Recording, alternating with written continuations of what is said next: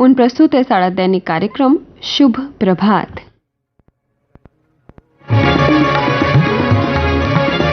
सभी साथियों को आपके मित्र राकेश का प्यार भरा अभिनंदन। 18वीं सदी के मध्यांश का ये ऐसा समय था जब ब्रिटिश शासन एक व्यापारिक कंपनी जिसका नाम ईस्ट इंडिया कंपनी था, उसका राज था। वैसे तो ईस्ट इंडिया कंपनी 16वीं और 17वीं शताब्दी में भारत में व्यापार और वाणिज्य के उद्देश्य से आई थी, परंतु वास्तविकता में उनका ध्येय भारत की संपूर्ण अर्थव्यवस्था के साथ साथ राजनीतिक आधिपत्य जमाना भी था।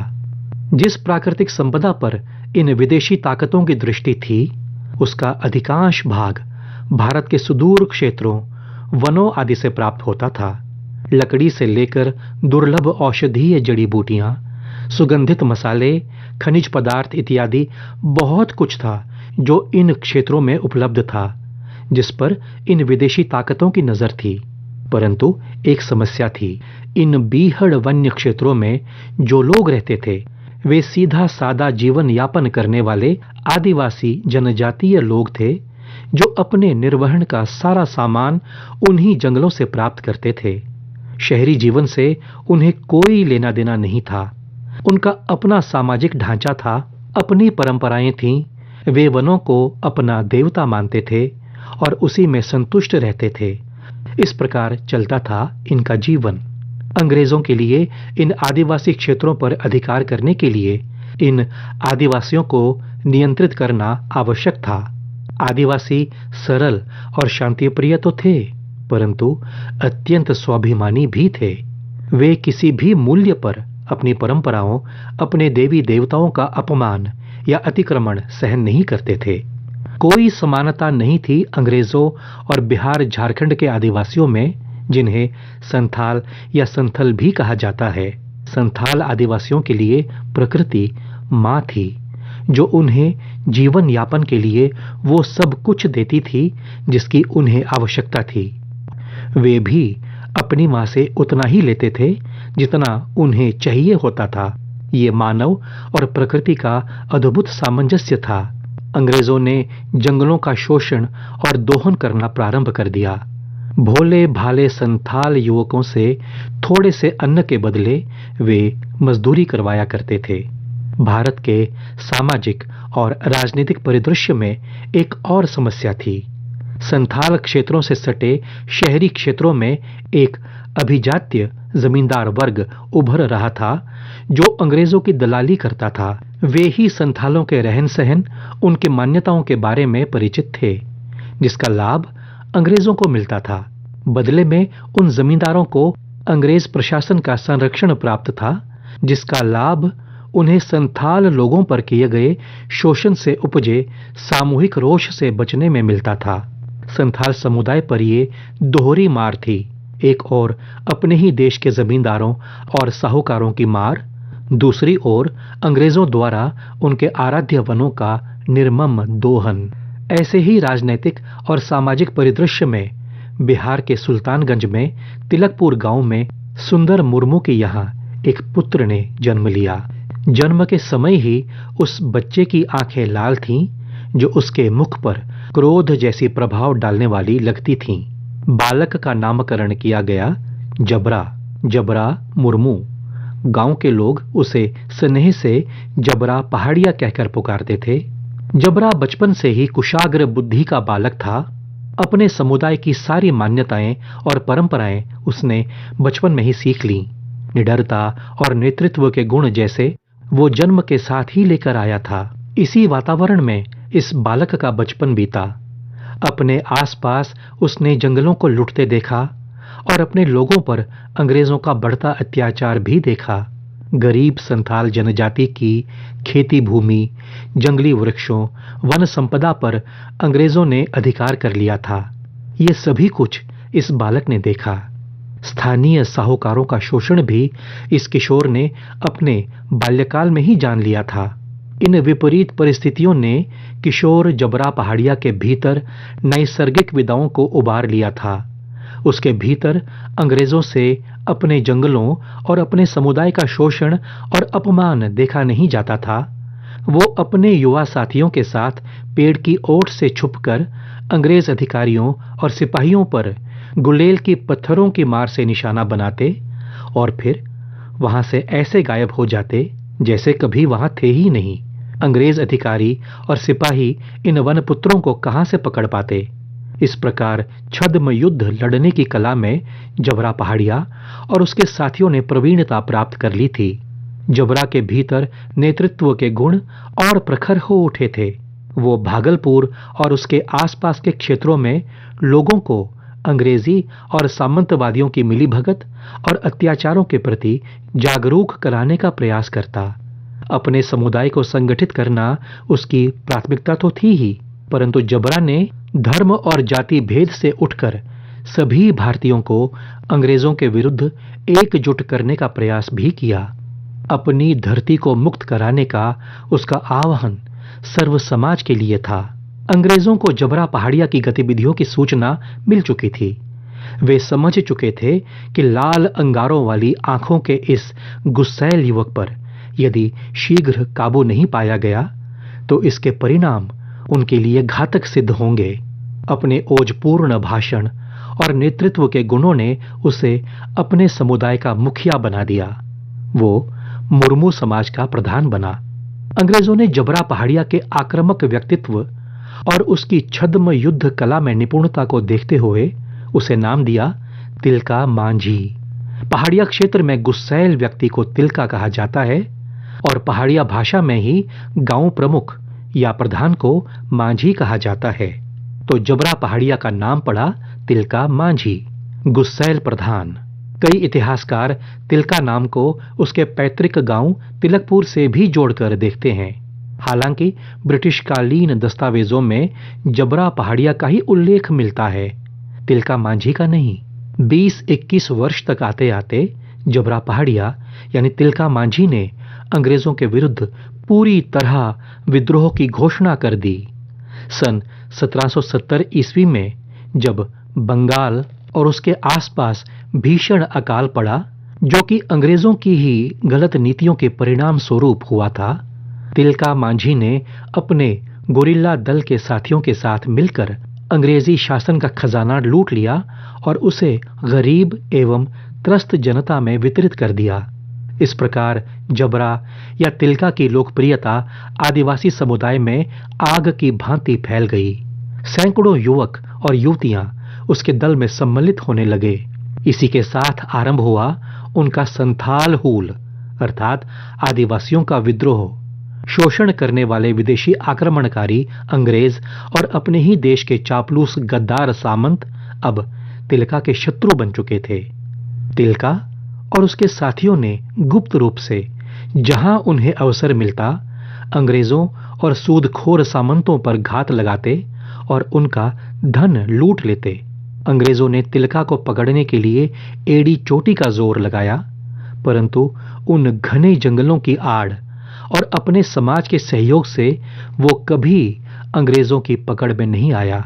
उसका आक्रमण किसी चतुर हिंसक पशु की भांति बिजली की गति सा तीव्र और अचानक होता था। इससे पूर्व की शिकार समझ पाता तिलका और उसके साथी हवा में धुएं की भांति लुप्त हो जाते। अंग्रेजों ने स्थिति से निपटने के लिए एक कठोर अंग्रेज अधिकारी ऑगस्टस क्लीवलैंड को कलेक्टर के पद पर नियुक्त कर दिया और उसे भागलपुर भेज दिया। उसने तिलका को पकड़ने के लिए संथाल समुदाय पर अमानवीय अत्याचार किए और उन्हें प्रलोभन भी दिए। तिलका और उसके साथियों की सूची में अब कलेक्टर अगस्टस क्लीवलैंड का नाम सबसे ऊपर था। सन 1770 ईस्वी से लेकर सन 1784 लगभग 14 वर्षों तक तिलका मांझी ने अपनी गोरिल्ला सेना के साथ अंग्रेजों और उनके चापलूस सामंतवादियों पर आक्रमण कर उनकी नींद हराम कर दी। पर्वत पुत्र इस निर्भीक योद्धा के नाम से ही अंग्रेज भयाक्रांत हो उठते थे। न जाने हवा के किस वेग के साथ तिलका आएगा और अंग्रेजों को मारकर उनकी संपदा, जो वास्तव में गरीब आदिवासियों के शोषण से ही उन्हें प्राप्त हुई थी, उसी को लूटकर कहां आंधी की भांति किस दिशा में चला जाएगा, अंग्रेजों को इसका भय सदा बना रहता था। तिलका मांझी का विद्रोह पूर्ण रूप से संथाल हूल अर्थात संथाल विद्रोह का रूप ले चुका था। ज्यों-ज्यों तिलका मांझी का विद्रोह बढ़ता जा रहा था, त्यों-त्यों अंग्रेजों का अत्याचार और नृशंसता भी बढ़ती जा रही थी और अंग्रेज मजिस्ट्रेट ऑगस्टस क्लीवलैंड इस मामले में कठोर था। उसके सख्त आदेश थे कि किसी भी प्रकार संथाल हूल को दबाना होगा और ये तभी संभव हो पाएगा जब हूल या क्रांति के नेता तिलका मांझी को रास्ते से हटाया जाएगा और इसके लिए जो कुछ किया जाना आवश्यक था उसे किए जाने के निर्देश क्लीवलैंड ने अपनी पुलिस को दे रखे थे। स्थिति ऐसी आ गई थी कि जहां क्लीवलैंड के लिए तिलका मांझी एक खूंखार विद्रोही था, वहीं तिलका मांझी और उसके दल के लिए मजिस्ट्रेट क्लीवलैंड उनका सबसे बड़ा शत्रु था, जिसे संथाल समुदाय पर अत्याचार ढाने का दंड मिलना तिलका के जीवन का सबसे महत्वपूर्ण उद्देश्य बन चुका था। एक दूसरे के खून के प्यासे इन दोनों घोर शत्रुओं का टकराना अब अवश्यंभावी था। अंततः वो दिन आ ही गया। मजिस्ट्रेट क्लीवलैंड भागलपुर स्थित अपने कार्यालय से निकला और घोड़े पर सवार टहलते टहलते वो एक बड़े घने ताड़ के वृक्ष के नीचे पहुंचा। तभी अचानक जैसे आकाश से तीरों की वर्षा हुई। उनमें से कुछ तीर क्लीवलैंड की छाती चीरते हुए उसके शरीर में धंस गए। तिलका मांझी और उसके मतवाले साथी उसी घने ताड़ के वृक्ष पर छुपे हुए थे और इसी एक पल की प्रतीक्षा कर रहे थे। किसी भी मूल्य पर आज वे अपने शिकार को हाथ से निकलने नहीं देना चाहते थे। इसके लिए जिन तीरों का उन्होंने चयन किया था, उन्हें विष में डुबोकर और भी घातक बना दिया था। क्लीवलैंड का निढाल शरीर वहीं लुढ़क गया। तिलका और उसके साथी अपना काम कर चुके थे, फिर वहां से उन्हीं वृक्षों की ओट से लुप्त हो गए। कलेक्टर क्लीवलैंड की मृत्यु से समूची ब्रिटिश सरकार सदमे में आ गई। इस आक्रमण के सारे चिन्ह तिलका मांझी के थे। अंग्रेजों जैसी शक्ति के लिए एक आम आदिवासी संसाधनहीन संथाल के लिए इस प्रकार का दुस्साहस करना खून का घूंट पीने के समान था। अब अंग्रेजों ने तिलका मांझी को पकड़ने के लिए अपने सारे संसाधन लगा दिए। इस कार्य को निपटाने हेतु अंग्रेज सेनापति मिस्टर आयरकुट को विशेष रूप से भागलपुर भेजा गया। अंग्रेज पुलिस और सेना ने मिलकर तिलका मांझी के ठिकानों पर धावा बोल दिया, परंतु वनपुत्र तिलका मांझी और उसके साथी अंग्रेजों के हाथ नहीं आ सके। भारी इनाम के लालच में तिलका के ही एक साथी ने अंग्रेजों को उन संभावित शरण स्थलियों की जानकारी दी जहां तिलका मांझी अंग्रेजों की निगाह से छुपकर आगे की रणनीतियां बनाता था। इससे पूर्व कि अंग्रेज तिलका को पकड़ पाते, तिलका ऐन समय पर वहां से भागने में सफल हुआ और समीप की पहाड़ियों में जा छुपा। अंग्रेज सैनिकों ने उस समूची पहाड़ी को घेर लिया और धीरे धीरे उस घेरे को और छोटा करते जा रहे थे। इस सारे अभियान का नेतृत्व कर रहा था अंग्रेज सेना अधिकारी मिस्टर आयरकुट। तिलका घिर चुका था। न उसके पास किसी प्रकार की सहायता आ सकती थी, न ही वो स्वयं वहां से बचकर निकल सकता था। कई दिनों की लुका छिपी के बाद अंततः वो पल आ गया जब तिलका ने एक अंतिम प्रयास करने की ठानी। वो जानता था कि ये संभवतः अंग्रेजों के विरुद्ध उसका अंतिम संघर्ष होगा। आकाशीय बिजली की गति से वो महाकाल की भांति वन से उभरा और अपने स्वनिर्मित शस्त्रों से अंग्रेज सैनिकों पर टूट पड़ा। कई सैनिक तिलका के इस अप्रत्याशित आक्रमण का शिकार हुए, परंतु अंग्रेज साम्राज्य जैसे आधुनिक हथियारों से लैस सेना का सामना करना वो अकेला संथाल युवक, जिसके पास शस्त्र के नाम पर केवल तीर कमान और चाकू था, कैसे कर सकता था। उसे बंदी बना लिया गया। कई इतिहासकारों का मानना है कि तिलका को बंदी बना लिए जाने के पश्चात उसे घोड़ों से बांधकर तिलकपुर की पहाड़ियों से पथरीले मार्ग से घसीटते हुए भागलपुर ले आया गया, जहां कोतवाली के निकट एक ऊंचा घना बरगद का वृक्ष था। वहां लाया गया। कांटों और पत्थरों से इस वीर योद्धा का शरीर क्षत विषक्त हो चुका था। शरीर के हर अंग से रक्त बह रहा था, परंतु होंठों पर नैसर्गिक मुस्कुराहट थी। आधी खुली आंखों में वही लाल लाल अंगारे दहक रहे थे जिसके लिए अंग्रेजों ने उसे तिलका नाम दिया था। तिलका के लहूलुहान शरीर को उसी बरगद के वृक्ष की एक ऊंची डाली से लटका दिया गया। अपने वीर नायक के अंतिम दर्शनों के लिए समूचा संथाल समुदाय उस अभागी 1785 की 13 जनवरी को उमड़ पड़ा था। फांसी पर लटकाए जाने के समय समूचे भागलपुर में ये संथाल हूल घोष गूंज उठा। हांसी हांसी चढ़बो फांसी, हंसते हंसते ये वीर मृत्यु की चिर निद्रा में समा गया, उसी बरगद की शाखा में झूल गया। उस दिन भारत मां की वेदी पर आहूत होने वाले इस युवक की आयु थी 35 वर्ष। इस प्रकार आरंभ हुई संथाल हूल अर्थात संथाल विद्रोह, जिसने भारत को कई अद्वितीय आदिवासी योद्धा दिए। तिलका से प्रेरणा पाकर संथाल नवयुवकों ने विद्रोह की इस अग्नि को बुझने नहीं दिया, बल्कि इसे और प्रज्वलित किया। इनमें सिद्धो कान्हो, बिरसा मुंडा जैसे कई अप्रतिम वीर योद्धा थे, जिन्होंने अंग्रेजों को अंततः भारत छोड़ने पर विवश कर दिया।